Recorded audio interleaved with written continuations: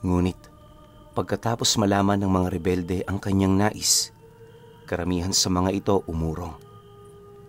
Rason nila, hindi na nila kaya pang ibuwis ang kanilang mga buhay alang-alang sa mga ganoong bagay. Yung iba nagmamakaawa pa kay Orlan para lamang makakuha ng permiso mula sa kanya. Siyempre bilang tao, hindi naman niya yun pinigilan. Kahit kasi may kasunduan sila, inaasahan niya rin ang ganoong bagay. Dahil sa pangyayaring yon, pagbalik nila sa pugad, lahat ng nagdesisyong bababa na ng bundok, inabisuhan na niyang mag-alsa balutan. Ang tanging hiling lang ni Orlan sa mga ito, na sana'y kasabay ng kanilang pag-alis, ay ang paglimot nila sa mga nangyari. Makalipas pa ang ilang minuto, tanging ang commander na lamang ng mga rebelde at ang dalawang pinakamalapit na tauhan nito na sina Kukoy at Baldo. Nang mapansin naman ni Orlan ang pagiging determinado ng dalawang yon na sumama, dali-dali naman niya yung nilapitan, sabay tanong dito ng, "Mapanganib ang lugar na pupuntahan natin. Hindi madali ang lahat ng pagsubok. Kung may pamilya kayong iiwan, ako na ang nagsasabi sa inyo, huwag kayong sumama." Nang marinig naman ni Baldo ang kanyang sinabi, napangiti lang naman yun sa kanya habang sumasagot ng, "Magkapatid kami ni Kukoy, Orlan. Wala na kaming pamilya. Yung mga magulang namin napatay sa engkwentro. Si Commander na lang ang nag-iisa naming kamag-anak. Kaya kung saan man siya paroroon, susunod kami. Huwag niyo kaming alalahanin. Kaya namin ang aming mga sarili. Noon pa man, nakahanda na kaming mamatay para sa kanyang pinaniniwalaan." Dahil sa sinabi nito, nakaramdam naman siya ng matinding awa para sa dalawa. Halos hindi niya kasi sukat akalain na ganoon ang estado ng mga ito. Maya-maya pa, nang makilala na niya ang dalawa, nagdesisyon silang magpalipas muna ng isang gabi sa kuta bago umalis. Bukod kasi sa marami silang dadalhin, wala rin silang sapat na lakas para umusad buhat sa nangyari noong nagdaang gabi. Upang maging matibay naman ang kanilang pagsasama, lahat ng tungkol sa buhay nila, ibinahagi nila sa kanilang mga kasama. Naganap yon sa harapan ng isang siga na si Orlan mismo ang gumawa. Ayon sa kanya, ang pag-uusap na saksi ang apoy, pagpapatotoo na malinis ang lahat ng sinasabi mo. Dagdag pa niya na, hindi mainam na magsinungaling sa harapan nito, lalo pat yon ang pangunahing pinanggagalingan ng karma. Para rin mas lalong palakasin ang bisa nito, sinabuyan niya yon ng asin at 2 bato ng kamangyan. Inihipan niya rin yon ng usal, ilang minuto bago sila mag-usap ng mga kasamahan niya sa paghahanap sa kanyang ama.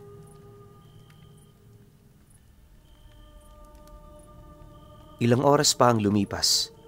Nang magawa na nila ang lahat ng bagay na kanilang kailangan, nagdesisyon na silang magpahinga. Sa pagsapit ng sumunod na araw, hindi pa man pumuputok ang bukang liwayway, kasalukuyan ng umuusad ang kanilang pangkat. Maingat at eksakto ang lahat ng direksyong dinaraanan nila nang sa gayoy maiwasan nilang magsayang ng araw. Sa kanilang paglalakbay, nailahad ng commander sa kanya ang mga karanasan nito sa bundok. Dagdag pa nito, ilang beses na niyang narating ang bundok ng Sierra Madre, subalit wala naman siyang nakaengkwentrong nilalang na kagaya ng mga sinasabi ni Orlan. Dagdag pa nito na mapayapa ang lugar na yon, di hamak sa kanilang pinagkukutaan. Marami ring naninirahan sa paanan nito, kaya na may madaling lalaganap ang usapin kung yun nga ay totoo. Mariinding inilahad ng matanda na wala rin yung nabalitaan ukol sa mga nangyayaring pagdukot at pagkawala ng tao sa bundok. Hindi ko talaga masabi, Orlan, kung saan mo nahugot ang mga bagay na yan. Pero may utang na loob kami sa iyo. Napatunayan mo ang iyong kakayahan. Itong mga bagay na sinasabi ko, hindi ito pagdududa. Bawang pagsasalaysay lamang ng aking mga nalalaman. Huwag kang mag-alala. Gagawin natin ang lahat para matupad ang nais mo. Wika ng matanda sa kanya. Nang marinig naman ni Orlan ang sinabi nito, sumagot naman siya dito ng, may mga bagay na hindi kayang unawain ng mga taong walang alam. Naiintindihan kita, pero sana magtiwala ka. Hindi ako gugugol ng mga araw para sa bagay na walang kakwenta-kwenta. Sa ngayon, alam kong hindi nyo pa nauunawaan ang mga sinasabi ko. Kapag nakarating na tayo doon, mauunawaan nyo ang lahat. Matapos naman nilang mag-usap, minabuti naman nilang ipagpatuloy ang kanilang paglalakad hanggang sa tumungtong na ang alauna ng tanghali. Nang makaramdam na silang apat ng gutom, agad naman silang nagpahinga para lutuin na ang mga etag nilang dala. Ilang araw din nila yung ibinilad, pero yung iilan sa mga ito inuud na. Ngunit kahit gano'n ang kalagayan ng kanilang mga pagkain, sinubukan pa rin nila yung kainin. Wala na ring hugas-hugas, diretso na kagad sa apoy. Gayunpaman, di naman sila gaanong nababahala, lalo pat subok na rin nila ang mga ganoong delikasiya. Makalipas pa ang ilang minuto, muli na naman nilang tinahak ang daan patungo sa mga matatarik na kabundukan. Ayon kasi kay Commander, yun lamang ang ligtas na daan para malaya silang makatawid sa mga baryong pinagkakampuhan ng mga militar. Dahil dito, wala namang nagawa si Orlan kundi ang sumunod. Kahit papaano nagtitiwala naman siya sa mga pasya nito, lalo na't di hamak na mas maraming karanasan yun sa kanya pagdating sa mga ganoong bagay. Sa paglipas pa ng mga araw, nanatiling normal naman ang lahat. Para hindi makagambala sa mga nilalang na naninirahan sa gubat, 6:00 pa lamang ng hapon, humanap na ng mapagpapahingahan ang kanilang grupo. Iniiwasan kasi nilang magmadali nun dahil kapag ginawa nila ito, mas lalo lamang silang didikita ng panganib. At kapag gano'n ang nangyari, dagdag abala lang yon para sa kanilang paglalakbay. Isang gabi, habang nagpapahinga sila sa ilalim ng isang malaking puno, may nasipat silang malaking siga na bigla na lamang nagpakita sa paanan ng bundok kung saan sila naroon. Noong una hindi naman nila ito gaanong pinapansin, pero habang tumatagal, unti-unti na silang naaalerto buhat sa mga tinig na kanilang naririnig. Sinasabayan din yon ng mga kakaibang sigaw na animoy nagmumula ito sa bibig ng mga kalalakihang pinapahirapan. Dahil sa pangyayaring yon, agad naman noong napatayo si Orlan para tingnan ang paligid. Pagbaling naman ang kanyang paningin sa gilid ng siga, nasipat niya ang anino ng iilang mga tao na sumasayaw. Hindi gaanong masipat ang mga wangis nito. Gawa ng bukod sa nakatalokbong yon ng kulay itim na kasuotan, may mga suot-suot din yung salakot na halos itago na ang kabuuan ng kanilang pagkakakilanlan. Maya-maya pa, may umihip na malakas na hangin sa kinaroroonan nila, dahilan para tuluyang makumpirma ni Orlan ang panig na kinabibilangan ng mga nilalang na nagpakita. Nang mapagtanto naman niyang hindi ito mga nilalang na nasa panig ng kanan, agad naman niyang inabisuhan ng kanyang mga kasama na magsipaghanda. Pagkarinig naman ito sa kanyang mga sinabi, dali-dali naman itong kinuha ang kanilang mga tabak, sabay lapit sa kanya. Pagsilay naman ni Orlan sa ginawa ng mga ito, pabulong naman siyang nag-uwika dito ng, "Lalapitan natin ng mga yan. Kapag may nakita kayong kakaiba sa mga kilos nila, patayin niyo sila ng walang pag-aalinlangan. Mas mainam ng makauna kaysa tayong maunahan."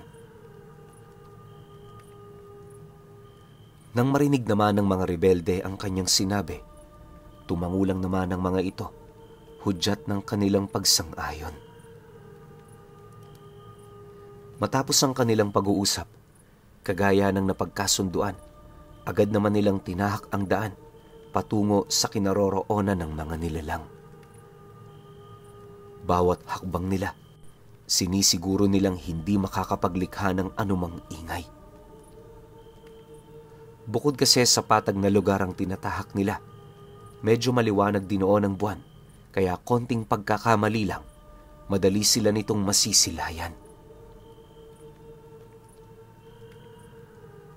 Ilang minuto pa ang lumipas, narating naman nila Orlan ang parte ng lugar kung saan may mga talahib at kahoy na silang mapagtataguan.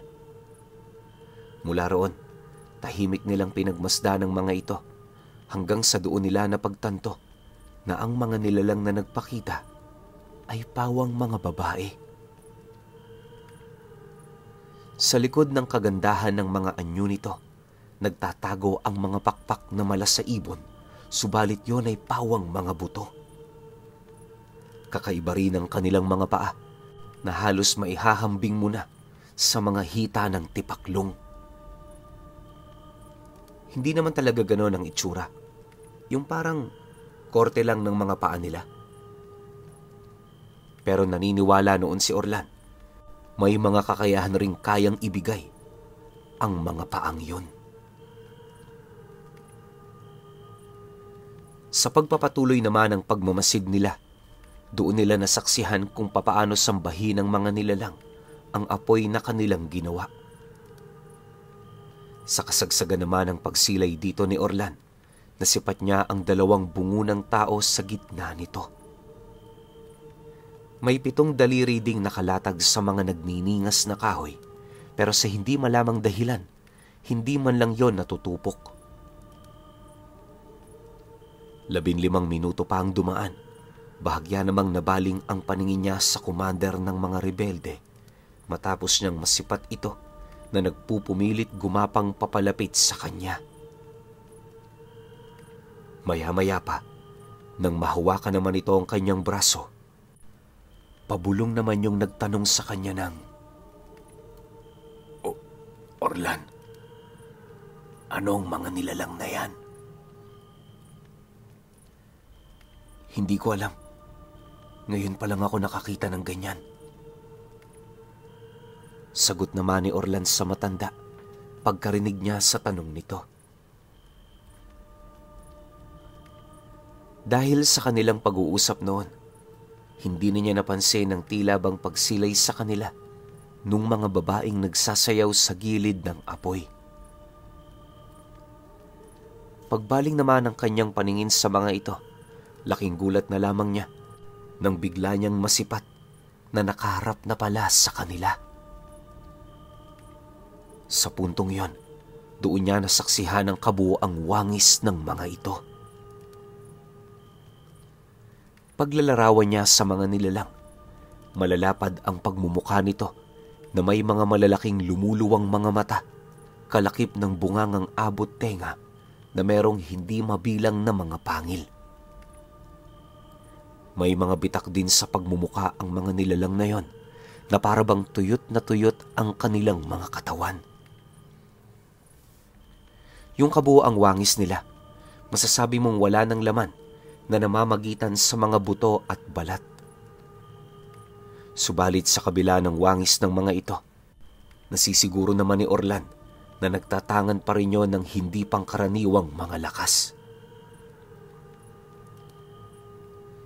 Sa pag-atungal naman ng mga ito sa kanila, agad namang nagsilabasan ang mga mahahaba nitong dila habang parang mga baliw na naglalakad papalapit sa lugar na kanilang kinaroroonan. Pagsitakbuhan naman ng mga nilalang na yon, dali-dali naman siyang lumabas para depensahan ang kanyang mga kasama. Base sa pagkakatanda niya, nasa humigit 8 nilalang ang kanyang nakalaban. Lahat ito, hindi natatabla ng laso ng reyna ng Markupo, gawa ng bukod sa tuyo nilang mga balat, na pag-alaman niya sa kanyang gabay na gumagamit yon ng mga katawan na hindi nila pagmamay-ari. Dahil sa pangyayaring yon, agad naman siyang nagtanong dito ukol sa mga bagay na kinakailangan niyang gawin. Pagkarinig naman ng anghel sa kanyang sinabi, dahan-dahan naman yung nagpakita sa kanyang isipan, sabay wika sa kanya ng, "Hanggang kailan mo balak na panatilihin ako sa ganitong estado? Hindi ako isang nilalang na tagagabay lamang sa pamamagitan ng mga salita. Kung hahayaan mo kong sumapi sa iyong katawan, walang sino man ang makakatalo sa atin. Tatanungin kita, handa ka na bang makipag-isa ng layunin sa akin? Ilang buwan na rin tayong magkasama. Nakita ko na ang dedikasyon mo sa paghanap sa iyong ama. Napahanga mo ko ng husto, Orlan, kaya nais na kitang tulungan." Nang marinig naman niya ang sinabi ng kanyang gabay, patuloy naman siyang nakikipaglaban sa mga nilalang na yan hanggang sa magkaroon na siya ng sagot ukol sa sinabi nito. Pagsang-ayon naman niya sa nais mangyari ng anghel, bigla naman siya noong napatigil matapos niyang maramdaman ang tila bang pagdaloy ng kakaibang puwersa sa kanyang buong katawan. Sa isang iglap, nasipat niya ang pagtulo ng lason sa kanyang punyal, kalakip ang pagsisila basa ng kanyang mga ugat sa kamay. Nagsitayo rin noon ang kanyang mga balahibo na parabang nagpapakita ito ng takot laban sa kanyang mga kaaway. Pero sa isip-isip noon ni Orlan, hindi tumatayo ang kanyang balahibo dahil sa takot siya, bagkus tumatayo ang mga ito dahil sa kagustuhan niyang paslangin yung mga nilalang na nasa harapan niya.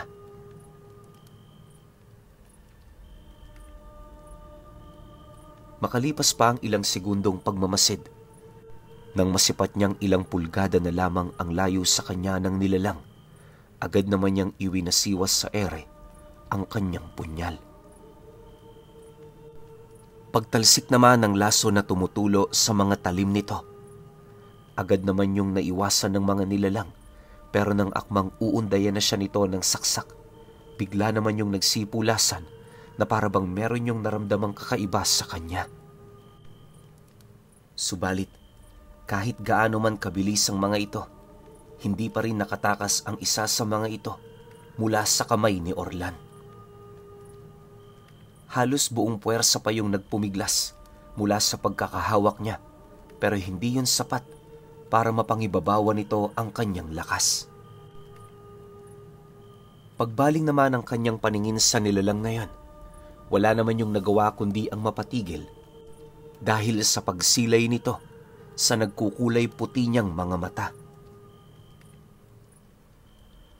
Ayon sa commander na kanyang kasama, na sa puntong yon parang hindi na nila kilala itong si Orlan. Ganun pa rin naman ang itsura nito, pero yung katauhang nasa loob niya, parang kakaiba na. Maya-maya pa, agad naman niyang itinarak ang kanyang punyal sa tagiliran ng nilalang, sabay tanong dito ng, "Anong lahi ninyo? Sino ang nagpapalakad sa lugar na ito?" Nang marinig naman ng nilalang ang kanyang sinabi, ngumisi lang naman ito na parabang itinuturing na isang malaking biro ang kanyang inilahad. Pagsilay naman doon ni Orlan, walang pagdadalawang isip naman niyang tinapyas ang mga galamay nito, sabay ulit ng kanyang katanungan. Akala niya magsasalita na ang nilalang na yon, pero sa hindi inaasahan, ganun pa rin ang naging akto nito. Dahil dito, wala na ngang nagawa ang gabay ng kanyang ama, kundi kitilan yon ng buhay. Matapos naman niya yung gawin, mabilis na naman niyang sinugod ang iba pa nitong mga kasama para tanungin. Lahat ng naging punterya niya, di nakawala sa kanya, hanggang sa dumating ang puntong dadalawa na lamang sa mga ito ang natira. Sa estado rin ng mga nilalang na yon, matindi na ang nararamdaman nitong pagkasindak sa kanya, dahilan para unti-unti na yung mawala ng gana para lumaban. Pagkaraan pa ng ilang minuto, nahuli na naman niya ang isa sa mga ito na siyang naging sanhi para muli niya yung tanungin ukol sa mga bagay na kinakailangan niyang malaman. Pagkarinig naman ng nilalang sa kanyang sinabi, paulit-ulit naman yung humingi ng tawad sa kanya hanggang sa mapilitan na yung magsalita. Magsasalita na ako. Magsasalita na ako. Basta ipangako mong huwag mo lang akong papatayin. Sasabihin ko sa iyo ang lahat. Sasabihin ko sa iyo ang lahat. Nag-aalalang wika ng nilalang na yon habang nakasilay sa kanya. Dahil dito, napangiti lang naman si Orlan. Dahan-dahan niyang ibinaling ang kanyang paningin sa commander ng mga rebelde upang utusan yon na iligpit na ang kasama nito. Naniniwala kasi siya, yun lang ang tanging nilalang na kailangan niya. Matapos naman niyang maibigay ang utos, ora mismo pinaulanan ng bala ng 3 rebelde yung kasama nitong nakatayo lang ng tuwid sa gilid ng isang malaking puno. Pagsilay naman doon ni Orlan, agad naman niyang ibinaling ang kanyang paningin sa nahuli niyang nilalang, sabay tanong dito ng mga bagay na kinakailangan niyang malaman.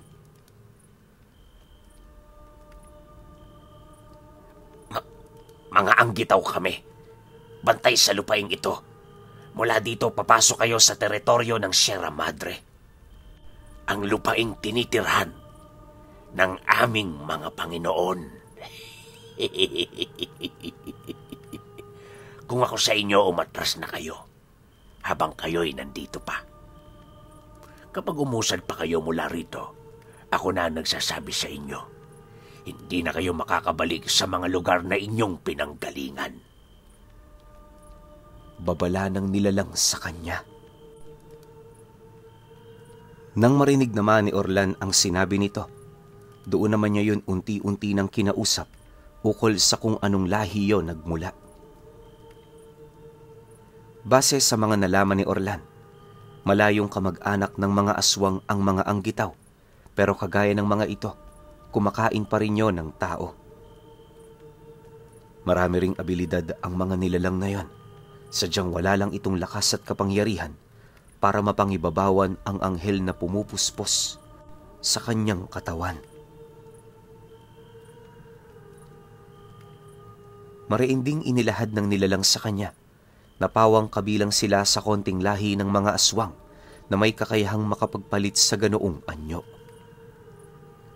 Hindi rin sila basta-bastang nakikita ng mga pangkaraniwang tao, kaya naman kapag sumasapit ang gabi, malaya nilang nalulusob ang mga baryo. Pagtatapat pa nito na, sila lang din ang lahi ng mga aswang na walang kakayahang gumamit ng balat kayo. Dagdag pa ng nilalang na yun na likas nang gumamit sa kanila ng mga katauhan ng iba, gawa ng sa ganoong pamamaraan, mas malaya silang naisa sa katuparan ang nais nilang mangyari sa katawang kanilang tinatangan. Kung nais nila, kayang-kaya nilang lagyan yon ng kahit ilang puso o hindi naman kaya'y baunan yon ng mga karagdagang buto para mas maging kapangipangilabot ang kanilang mga wangis sa mga taong makakakita sa kanila. Isa kasi yon sa pamamaraan ng kanilang uri para makatakas sa tiyak na panganib.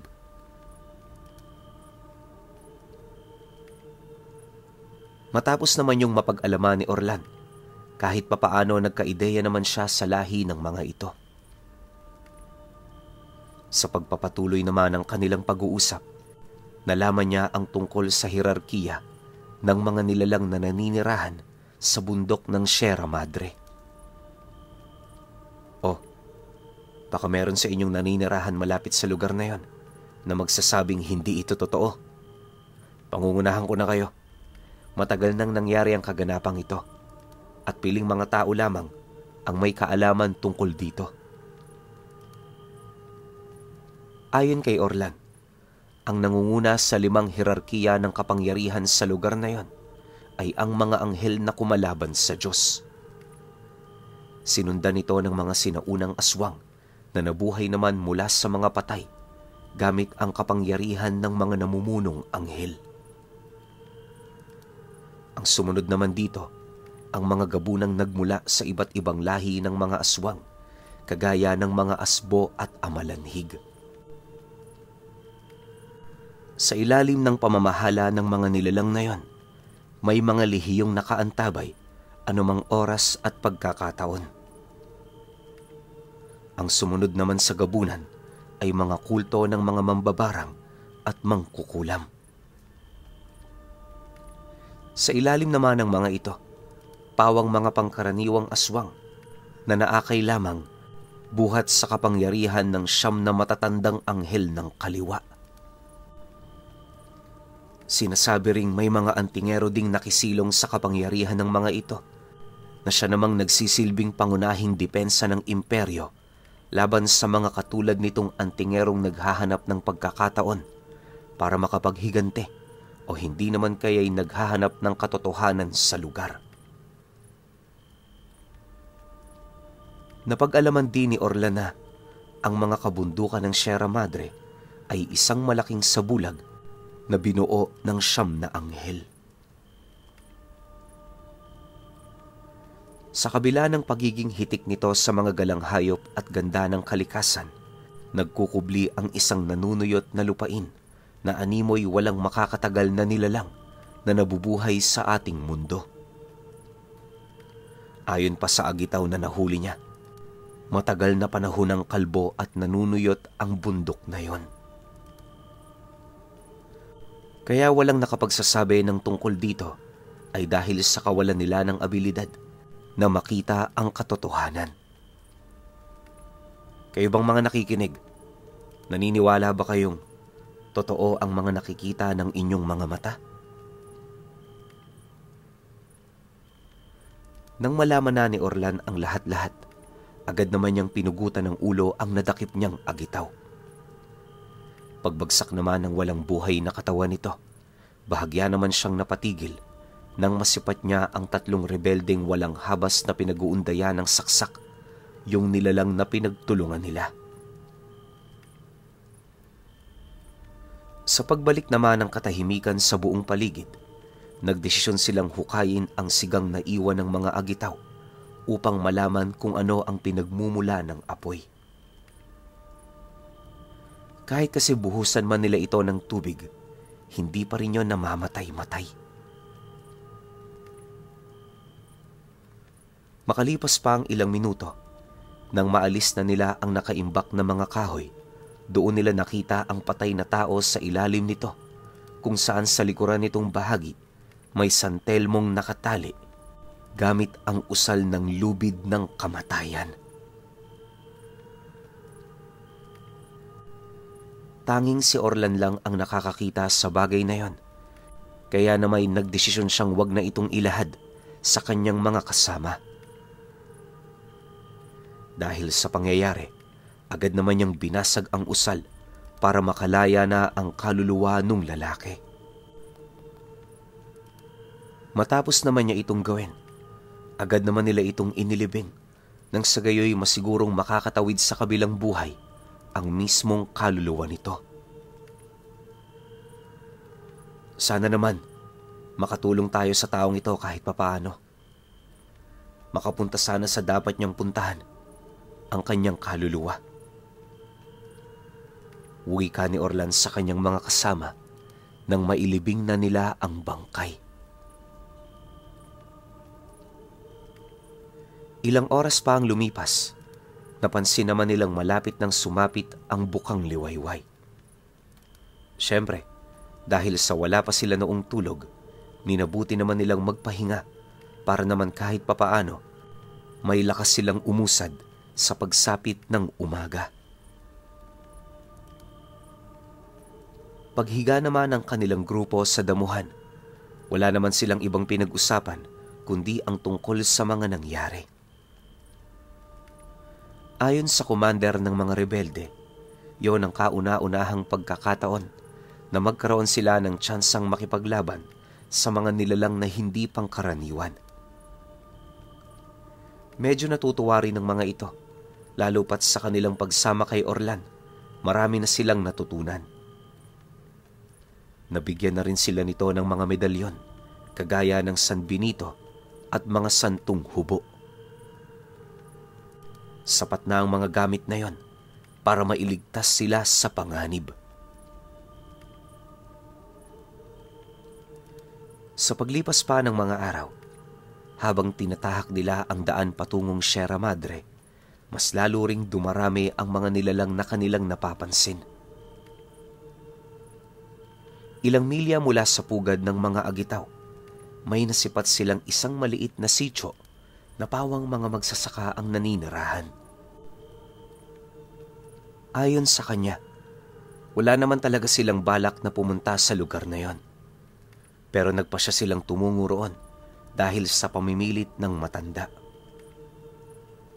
May punto naman ang rason nito, kaya wala namang nagawa si Orlan kundi ang sumang-ayon.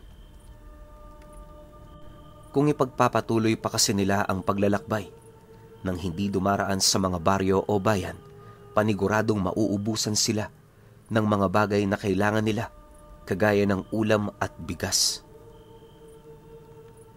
Napakahirap mawalan nun sa daan, gawa ng hindi naman sa lahat ng oras makakatsamba ka na makahuli ng ligaw na hayop. Idagdag mo pa rito ang mga aberyang maaaring maidulot nun sa kanilang grupo. Habang binabagtas naman nila ang daan patungong sitio, ipinaalala na sa kanya ng gabay niya na hindi mga pangkaraniwang tao ang naninirahan sa lugar. Inaasahan naman yun ni Orlan. Gawa ng bukod sa nasa teritoryo na sila ng mga kalaban, pansin din niya ang mga salot na sumasabay sa hangin. Isa itong matibay na basehan na hindi nila kinakailangang magtiwala o maging kampante sa lugar na kanilang pupuntahan.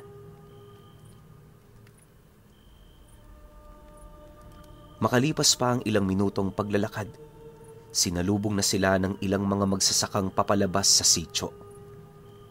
Merong daladalang sako-sakong palay ang mga panauhing yon, at sa estado ng mga ito, parang lubusyong natutuwa sa kanilang pagdating.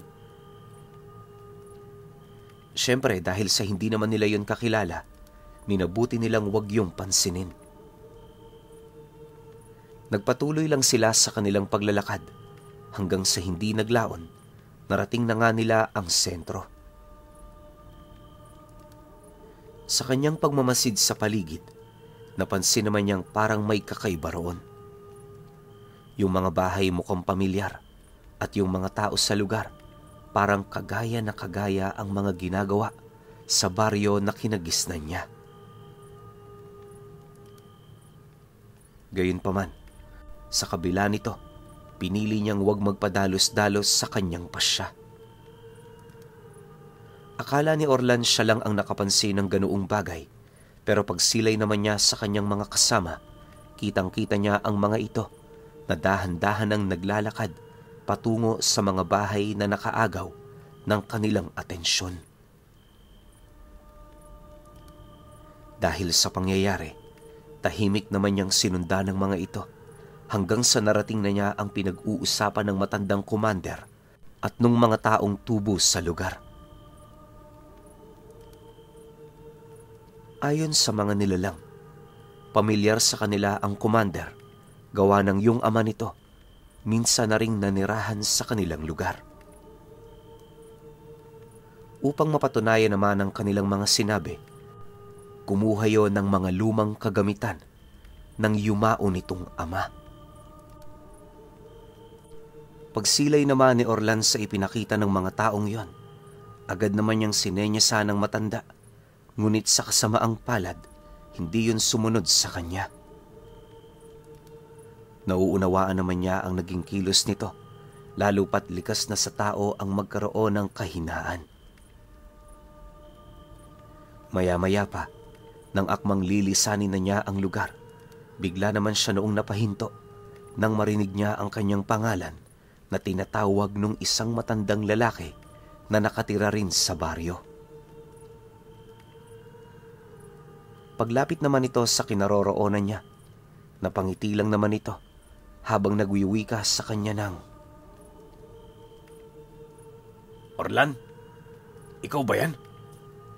Ako ang kaibigan ng ama mo. Hindi ba, anak ka ni Goryo?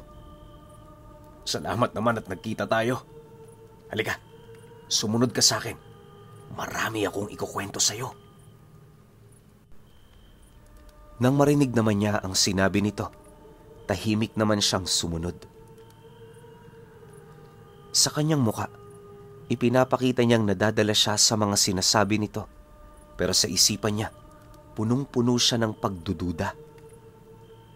Kailanman kasi, hindi niya kayang maiwaklit sa kanyang isipan na ang alaala ukol sa kanyang ama ay isa sa kanyang mga kahinaan. Gayunpaman, sa kabila nito, pawang duda siya sa testimonya nung taong yun. Bukod kasi sa matagal nang nawala ang kanyang ama, nakapagtataka ring nakilala siya ng lalaki kahit unang-una hindi pa siya nito nakita. Malakas ang kutob noon ni Orlan, na kaya yun nasabi ng nilalang ay dahil sa may kakayahan itong makabasa ng isipan. Hindi naglaon, pagdating naman nila sa bahay nito, di pa man sila nakakapasok, bumungad na sa kanya yung mga pananim na kinagisnan niyang inaalagaan ng kanyang ina. Galit na galit noon si Orlan pero alang-alang sa kanyang mga kasama, pinili niyang maging kalmado. Sa pagpasok naman nila sa loob nito, agad naman siyang pinaupo ng lalaki sa sala kung saan agad naman itong ipinagpatuloy yung pag-uusap nila. Makalipas pa ang ilang minuto, dumating na rin ang asawa nito na merong daladalang merienda. Pagkakuha naman doon ni Orlan, agad naman niya yung inilapag sa isang tabi ng mesa at hindi na tiningnan pa. Amoy pa lang kasi ng mga pagkain yon, alam na niyang punong-puno ito ng lason.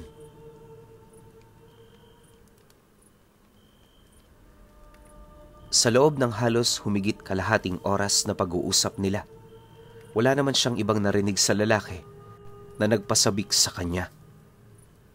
Kalimitan sa mga inilahad nito, pawang mga bagay na alam na din niya ukol sa kanyang ama. Makalipas pa ang ilang minuto nilang pag-uusap, napabuntong hininga lang naman siya habang nagwiwika sa lalaking yun ng, "Wala ka na bang sasabihin? Lahat ng inilahad mo sa akin, matagal ko na yang alam. Kung nabilog niyo ang mga kasama ko, hindi niyo yan magagawa sa akin. Mabuti pa, sabihin mo na lang kung ano ang kailangan niyo." Nang marinig naman ng lalaki ang kanyang sinabi, bigla namang nag-iba ang pakikitungo nito sa kanya. Pagtitigan naman nilang dalawa, ngumisi lang naman ang lalaking yon habang sumasagot sa kanya ng, "Ang hirap mo namang pasayahin. Bakit ba ganyang kaikli ang memorya mo sa iyong ama?" responsable ba siyang padre de pamilya? O sadyang hindi ka lang niya prioridad? Nakakaawa ka naman. Pero wag mo nang isipin yon. Ang pagtunan mo ngayon ng pansin, ang lugar kung nasaan kayo ngayon. Dahil sa sinabi nito, agad namang napatayo itong si Orlan.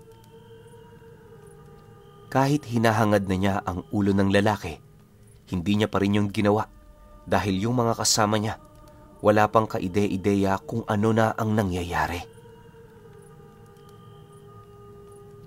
Paglabas naman niya sa bahay na yon, marami pang sinasabi sa kanya yung lalaking nagyaya sa kanya pero hindi niya na yon pinakinggan. Sa halip, minabuti niyang hanapin ang kanyang mga kasama nang sa gayoy mailigtas niya ito sa tiyak na panganib. Maya-maya pa, nang marating na niya ang sentro, agad naman niyang nakita ang commander ng mga rebelde at dalawang kasama nito na kasalukuyan pa rin nakikipag-usap sa mga taga roon. Paglapit naman ni Orlan dito, mariin naman niya yung inabisuhan na sumunod na sa kanya.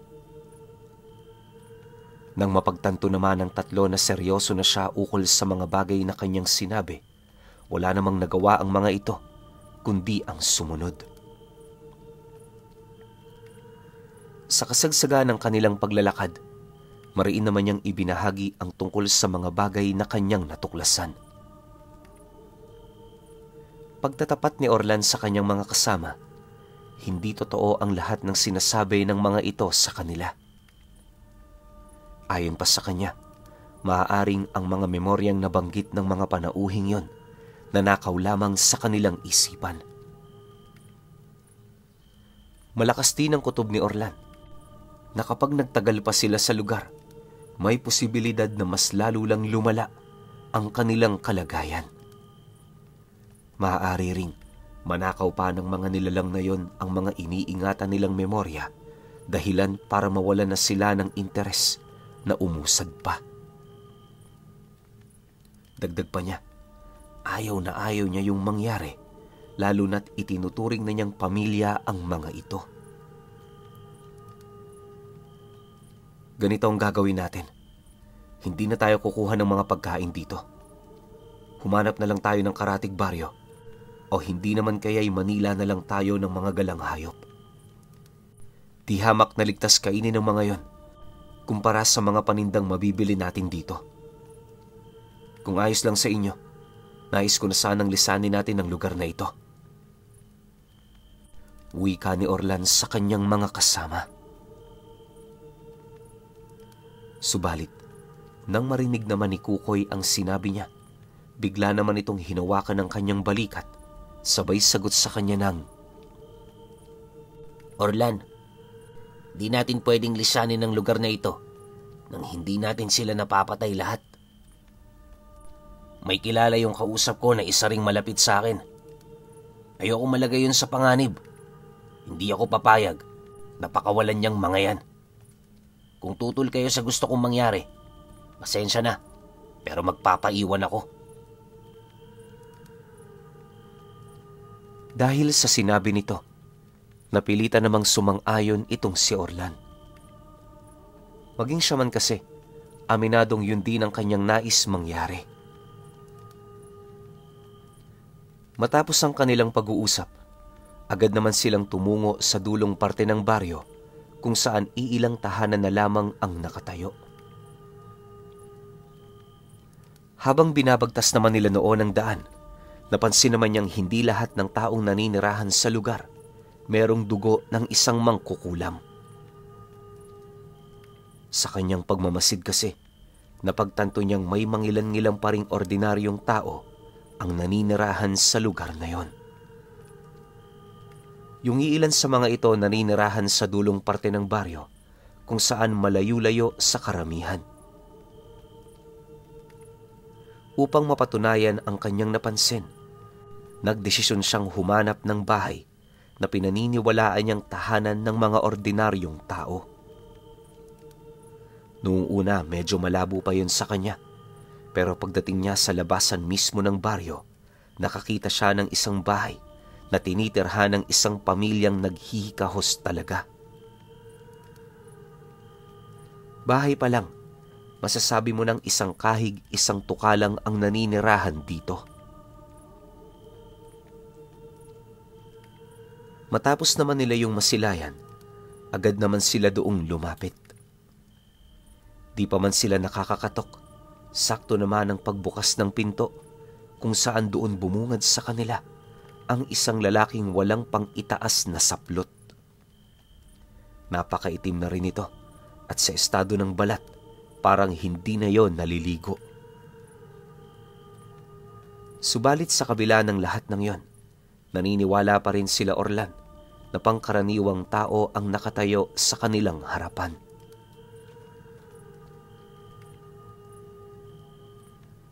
Makalipas pa ang ilang minuto, mahinahon naman niya yung tinanong kung ilang taon na yung naninirahan sa lugar. Labis kasi yung ikinagulat ni Orlan, lalo pat madalas sa mga nagiging kapitbahay ng mga mangkukulam, kung hindi nagkakasakit ng malubha, minamalas ito ng husto, dahilan para hindi sila magtagal sa lugar na yon. Nang marinig naman ng lalaki ang kanyang sinabi, napangiti lang naman yun sa kanya habang sumasagot ng, Wala na kaming pagpipilian. Dito na kami nagkaisip at lumaki. Dito na rin kami mamamatay. Sanay na kami sa hirap. Ano man ang danasin namin dito, makakaya namin yon. Kayo ba? Anong ginagawa nyo rito? Batid kong mga dayuhan kayo ha. Napadaan lang. Huwag kayong mag-alala. Papaalis na rin kami. Mag-iingat ho kayo. At magandang araw. Sagot naman ni Orlan sa taong yon. Matapos naman nilang mag-usap, ora mismo naman nilang nilisan ang lugar. Iniwasan na kasi nila doong magtagal para naman kahit papaano hindi na madamay ang pamilyang napagtanungan nila. Sa pagbagtas naman nila ng daan, napagpasyahan ng kanilang grupo na magpahinga sa paanan ng isang burol. Nga pala pinuno, hindi nakita ng mga taong taga-roon ang kanilang armas dahil nakasilid yon sa sako. Punong-puno rin yon ng hiniwang baging ng ratan, kaya na may malabo talaga yung makita kung hindi bubuklatin. Nakasuot din sila ng ordinaryong kasuotan, kaya wala talagang naghinala sa kanila. Sa kasagsagan naman ng kanilang paghahapunan, panay naman ang kanilang pag-uusap ukol sa kanilang plano. Sila Kukoy at Baldo, halos hindi na noon makapaghintay na lusubin ang baryo ng mga mangkukulam. Alalang-alala kasi ang mga ito, lalo pat nabanggit nila sa mga taong yon kung gaano para kahalaga sa kanila ang iba nilang kakilala. Sa pagpapatuloy naman ng kanilang pag-uusap, nabanggit ni Kukoy sa kanila kung gaano katindi ang pagmamalabis nito na tapusin ang buhay ng mga taong nakausap niya sa baryo. Dagdag pa nito na hindi siya papayag na mananatiling buhay ang taong yon pagkatapos nilang salakayin ang lugar. Nang marinig naman ni Orlan ang sinabi nito, mariin naman niya yung inabisuhan na hindi mangyayari ang ganoong bagay. Ayon pa sa kanya, na bago nila nilisan ng baryo, nagdesisyon na siyang lipulin ang mga mangkukulam na naninirahan dito. Bukod kasi sa suklat yon sa kanyang mga mata, hindi rin matawaran ang dami ng taong nabiktima ng mga nilalang na yon sa kasagsagan ng paghahari nila. Naniniwala rin si Orlan, malaki ang ginagampanang tungkulin ng mga ito sa 9 na anghel na kasalukuyang umaalipin sa kanyang ama.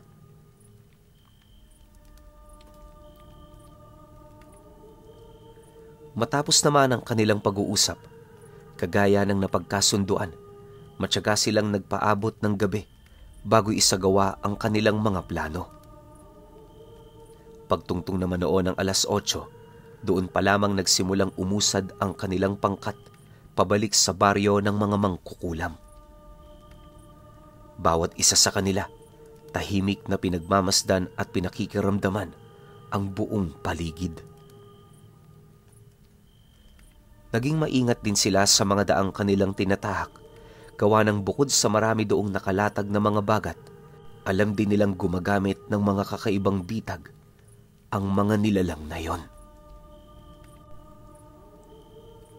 Hindi naglaon nang masipat na nila ang baryo, bumungad sa kanila ang sentro ng lugar nito na merong napakaraming nagliliyab na mga sulo. Hindi rin mabilang ang mga taong nasa labas na para bang merong kasiyahan doong nagaganap. Pagsilay naman nila Orlan sa mga bagay na yon, minabuti naman nilang humanap ng lugar na maaari nilang mapagkublian. Bale, hindi muna sila masyadong lumapit doon sa kadahilanang wala pa silang kaide-ideya ukol sa mga nilalang na maaari nila doong makasagupa. Pagkaraan pa ng ilang minuto, matagumpay naman nilang narating ang isang bahagi ng maliit na kakahuyan na pinalilibutan ng mga talahib. Napakadilim sa lugar na yon, pero may isa sa kanila hindi nag-alangang magkubli sa lugar. Bahala na kung ahas man ang mahawakan nila. Basta ang importante, hindi sila mapapansin ng kanilang mga kalaban. Maya-maya pa, nang magkaroon na sila ng magandang pwesto, doon na nila unti-unting nasasaksihan ang mga kaganapan sa loob ng baryo. Bagaman hindi sila sigurado, malakas ang kanilang kutob na meron doong nagaganap na pista. Naniniwala si Orlan, hindi maganda ang kaganapang yon, lalo na't karaniwan sa pista ng mga mangkukulam, may mga bumibisitang aswang. Madalas kasi sa kanilang ginagawang selebrasyon, may inaalay na tao, panghihikayat sa mga kaibigan nilang nasa ibang lahi. Isang oras pa ang dumaan, nabalot naman ng hiyawan ang buong lugar. Sa sobrang dami ng mga nilalang na nakikisaya sa pista, halos hindi na nila alam kung papaano yun papasukin para lipulin ang mga mangkukulam na nakakakilala sa kanila. Pagkaraan pa ng ilang minutong pagmamasid, doon na nila nakita ang pagsidatingan ng mga aswang. Nasipat din nila ang pagpasok nito sa bahay ng lalaking kinausap nila, kaya na may pilit naman silang naghahanap ng pagkakataon para mailigtas ang mga ito. Ngunit sa kasamaang palad, wala rin silang nagawa buhat sa dami ng bilang ng mga ito. Masakit man yun para sa kanila, pilit pa rin nilang ipinagpatuloy ang kanilang mga plano. Sa pagtungtong naman ng 10:00 ng gabi, unti-unti namang nabawasan ang dami ng mga taong nakikisaya sa pagdiriwang. Hindi naglaon nang purong mambabarang na lamang at mga aswang ang natira sa liwasan ng baryo, doon na sila nagpasyang pasukin ito.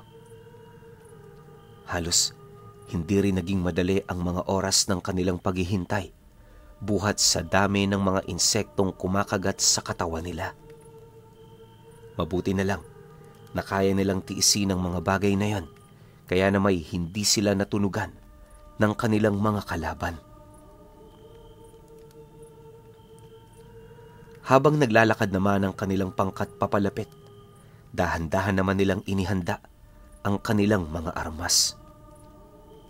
Si Orlan noon, lubos na noong nagagalak dahil sa kauna-unahan na namang pagkakataon, magagamit na naman niya ang punyal na ibinigay ng reyna ng Markupo. Paghugot naman niya rito, agad naman niyang nilingon ang kanyang mga kasama, sabay wika sa matanda ng, Panatilihin niyo ang sapat na distansya. Hanggat maaari, huwag kayong lumapit. Hayaan niyong ako lang ang makipaglaban sa kanila. Tandaan niyo, hindi pisikal na lakas ang pinagbabasehan ng mga mangkukulam. Pantas sila pagdating sa lihim na karunungan. Kaya isang pagkakamali lang, maaari nila kayong mapatay nang hindi nila kayo nahahawakan. Dagdag pa ni Orlan na iba't ibang uri ng patibong ang kayang ipakalat ng mga ito na merong hindi masukat na bisa. Kadalasan gumagamit din yon ng mga sanga ng puno na may wangis na parang tao, kalakip ang mga nabubulok na bungang kahoy. Base sa karanasan ni Orlan, alinman sa mga bagay na yon ang hindi inaasahang matapakan nila, magdudulot yon sa kanila ng agarang kamatayan. Pagkalahad naman ni Orlan sa bagay na yon, dali-dali naman niyang iniwan ang kanyang mga kasama. Pag-ihip niya ng 3 buhay na salita, agad naman siyang binalot ng abo sa kanyang katawan na siyang naging sanhi upang tuluyan siyang maglaho sa paningin ng mga ito. Matapos ang mga pangyayaring yon, nagmamadali naman niyang binaybayang daan patungo sa sentro. Una niyang kinitila ng buhay noon yung lalaking nakausap niya, gayon din ang asawa nito. Sinunod niya rin ang mga nakausap ng kanyang mga kasama hanggang sa dahan-dahan na siyang napansin nung mga kalaban nila. Maya-maya pa, nag-umpisa na ang mga engkwentro sa pagitan nila at ng mga aswang dahil sa paulit-ulit na pagpapaputok ng commander ng mga rebelde. Nang mapagtanto naman ni Orlan ang tungkol sa mga nangyayari, ginamit naman niya yung pagkakataon para makalamang. Habang abala sa pagsugod ang mga aswang sa kanyang mga kasama, hindi naman niya pinalagpas yung mga mangkukulam na nagtutulong-tulong para gumawa ng ritual. Bago pa man tuluyang mamalaya ng kanyang mga kalaban, 5 na sa mga kasamahan nito ang nagawa niyang mapaslang. Matapos naman niya yung gawin, agad naman siyang bumalik sa kinaroroonan ng kanyang mga kasama.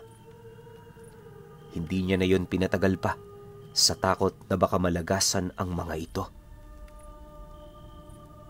Pagdating naman niya sa labas ng baryo, kung saan yun nagkukubli, nadatnan niya yung pinalilibutan ng halos humigit sa 15 aswang. Bawat isa sa mga ito nag-aangil habang naghihintay ng pagkakataon para sugurin ang pangkat ng mga rebelde. Alam ng mga nilalang na yon na may hangganan ang pagpapaputok nila ng mga armas, kaya na may matyaga nilang hinihintay ang pagkakataong yon. Pagsilay naman ni Orlan sa sitwasyong kinakaharap ng kanyang mga kasama, hindi na siya nag-atubili pang magpakita sa mga nilalang na yon. Walang sabi-sabi, agad naman niyang inialis ang sabulag sa kanyang katawan, dahilan para maramdaman ng mga ito ang kanyang presensya. Maya-maya pa, paisa-isa namang napasilay sa kanya ang mga aswang na nagkukubli sa mga matataas na talahib. Hindi naglaon, nadatna naman siya nitong nakaupo sa isang maliit na sanga ng puno, nananaghoy ng isang lumang tugtugin. Nang mapansin naman yon ni Orlan, agad naman siyang napasilay sa mga ito habang masayang nagwiwika ng, "Magandang gabi. Huwag niyo nang pagtulungan ang mga kasama ko. Ako na lang ang kaharapin ninyo. Ikatutuwa kong makipaglaro." Pagsambit naman niya sa mga katagang yon, walang pagdadalawang isip naman siyang sinugod ng mga ito, kaya na may dali-dali naman niya yung sinalubong. Sa isang iglap, muling nagpatuloy ang kanilang pakikipaglaban, pero sa pagkakataong yon, si Orlan na ang may lamang. Yung mga aswang kasing kinakaharap niya doon, pawang mga pangkaraniwan lamang at hindi nagtatangan ng kahit na anong espesyal na abilidad. Kung iisipin, kayang-kaya niyang patayin ang mga ito gamit lang ang dalawa niyang kamay. Pero mas pinili niyang tapusin ang buhay ng mga ito sa pamamagitan ng punyal ng reyna ng mga Markupo.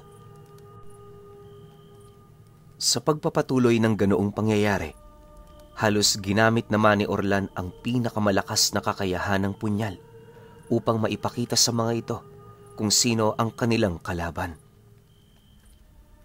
Sa bawat pagkumpas niya noon ng kanyang punyal sa hangin, isa sa mga nilalang na yon ang bigla na lamang napalupasay sa lupa, dala ng bigla ang pagtigil ng mga katawan nila. Yung mga aswang namang tinamaan ng talim nito, kung hindi tumitigil ang pag-abante ng kanilang mga dugo, kusang namamatay ang kanilang mga puso. Ayon nga kay Orlan, ang laso ng punyal na yon parang kamandag ng 1,000 banakon na pinagsama-sama. Dagdag pa niya na, mga aswang lang ang kayang lumaban dito sa loob ng maiksing oras, pero kapag nagkataong isang mangkukulam ang nasugatan nito, kahit anong lakas ng bakod at puder nito sa katawan, madali niya yung ikakamatay.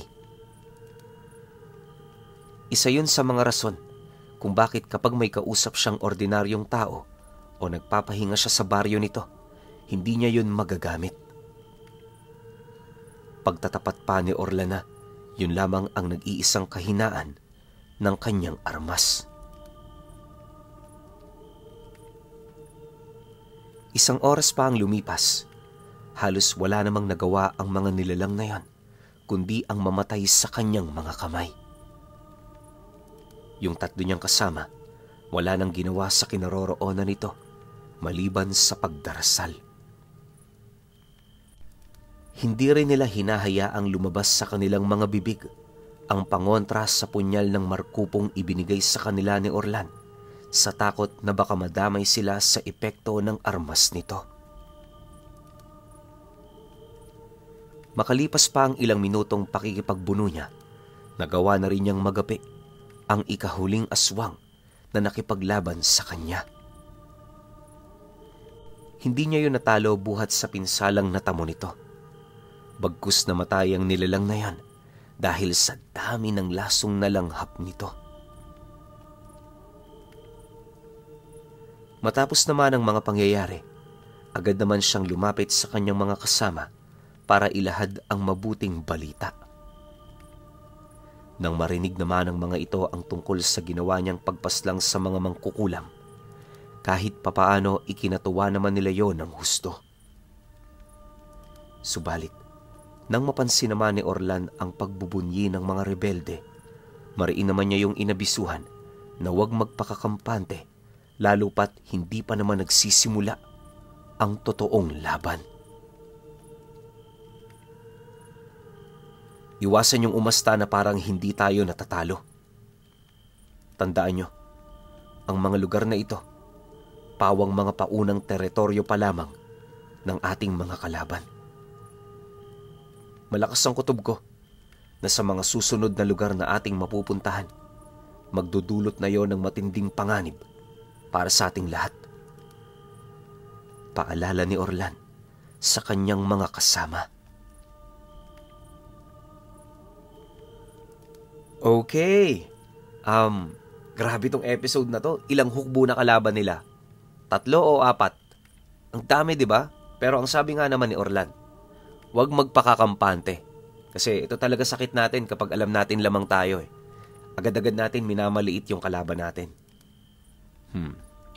Ano kaya mangyayari sa episode 8? Sino kaya makikita nila? Sino kaya makakausap nila? At ano kaya ang pwede nitong maidulot sa grupo nila? Huwag kayong mag-alala. Araw-araw may lapag tayo. Kaya pahintay na lang ako sa episode 8. Yun lang. Salamat.